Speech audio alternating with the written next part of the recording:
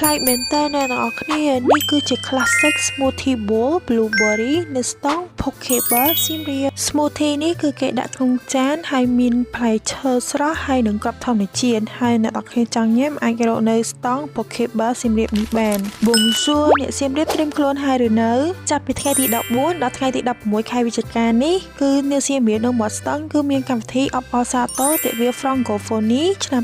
2025បើទោះបីជាពេលនេះប្រទេសរបស់យើងកំពុងតែជួបបញ្ហាលំបាកអំពីសង្គ្រាមក៏ប៉ុន្តែសៀមរាបរបស់យើងនៅតែបន្តស្វាគមន៍ភ្ញៀវទេសចរជាពិសេសកម្មវិធីនេះធ្វើឡើងដោយសភាពាណិជ្ជកម្មបារាំងកម្ពុជានិងរដ្ឋបាលខេត្តសៀមរាបដើម្បីជួយលើកកម្ពស់ពាណិជ្ជកម្មទេសចរនិងបង្កើនចំណូលដល់ប្រជាជនរបស់យើងអ្នកសៀមរាបប្រហែលជាអត់ដឹងទេថាការតាំងពីពាណិជ្ជកម្មនេះមានរហូតដល់50ស្តង់អ្នកទាំងអស់គ្នាហើយនៅយប់ថ្ងៃទី15ក៏មានការបង្កុំតន្ត្រីដែរហើយកុំភ្លេចយើងមកសាកមកហូបហើយនៅភេសជ្ជៈជាច្រើនមុខដែលមានទាំងបែបខ្មែរទាំងបែបបារាំងផងដែរទីតាំងនៅមាត់ស្តង់អ្នកទាំងអស់គ្នាហើយចំពោះ schedule កម្មវិធីចាំខ្ញុំដាក់នៅtrongវីដេអូនេះ